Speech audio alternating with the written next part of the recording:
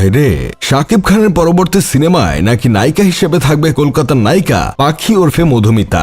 ঘটনা আসলে সত্যি নাকি না? মানে এসব কলকাতার নায়িকাটাকে না নিয়ে আমাদের দেশের একজন উন্নত জাতের মডেলকে নিলে ভালো হতো না? পাখির চেয়ে তো আমাদের দেশের ইন্টারভিউতে শশা বেগুন কাঁপানো নায়িকাটাকে নিলেই তো ভালো কাঁপিয়ে দিতে পারতো। কারণ তিনি শাকিব খানের সাথে সিনেমা করবে বিধায় কোনো নাটকে অভিনয় করতেছে না। এমনকি তার ছবি কিংবা ভিডিওতে নাকি মানুষ গণহারে শাকিব খানের তৃতীয় বউ বলে কমেন্ট করতে ভাসিয়ে দিচ্ছে।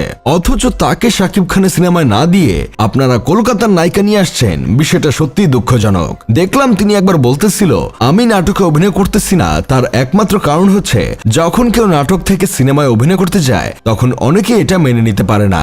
এই যে দেখেন আফরান নিশো নাটক থেকে সিনেমায় আসছে বিধায় এখন অনেকেই সমালোচনা করছে। তাই আমি নাটকে অভিনয় করছি না, যদি করি অনেক বড় বাজেটের নাটকে অভিনয় করব। তিনি এই পর্যন্ত শখানেক নাটক রিজেক্ট করে দিয়েছেন। ভিকি জাহিদ তার সাথে একটা নাটক করার জন্য কয়েকদিন ঘুরে বেরিয়েছে, কিন্তু তারপরও তাকে নাটকে অভিনয় করাতে পারেনি। কারণ তো সেই একটাই, নাটক করার পর কেউ সিনেমায় গেলে মানুষ তাকে আর বড় পর্দার নায়িকা হিসেবে গ্রহণ করতে পারে না। ভাই আপনারা একবার চিন্তা করে দেখেছেন এই ইন্টারভিউ কুইনের কতটা ডেডিকেশন সিনেমার প্রতি, যে কিনা সিনেমা করার জন্য নাটকে অভিনয় করছে না, শুধু ইন্টারভিউ দিয়ে দিয়ে পাগলামি করছে। আর আপনারা তাকে পাবনা মেন্টাল হসপিটালে চলে যেতে বলছেন।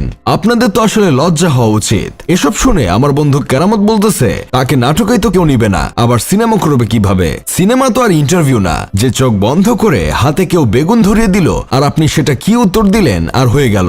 সিনেমা হচ্ছে অভিনয়ের খেলা। আর আপনার যা অভিনয়, শাকিব খানের সিনেমা কেন, হিরো আলমের টোকাই টু সিনেমায় কোনো রোল পান কিনা সেটাই তো সন্দেহ।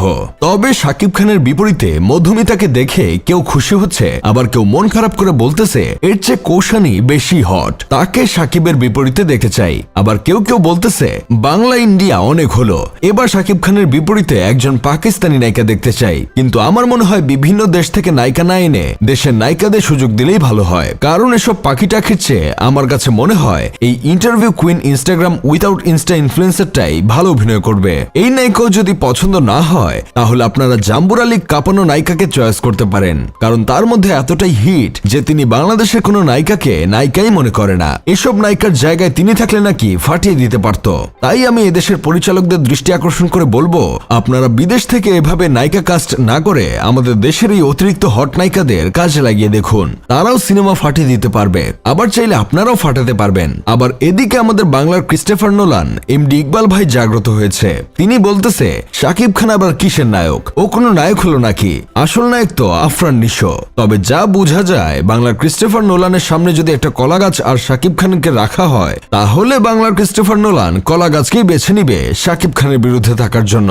যাই হোক, শেষমেশ আমি গোলাম হোসেন একটা কাজের কথা কই, আপনারা শাকিব খানের বিপরীতে মধুমিতাকে নিয়ে সন্তুষ্ট নাকি আবার আপনারা তার পরবর্তী সিনেমায় অন্য কোনো নায়িকাকে চান সেটা জানাতে ভুলবেন না।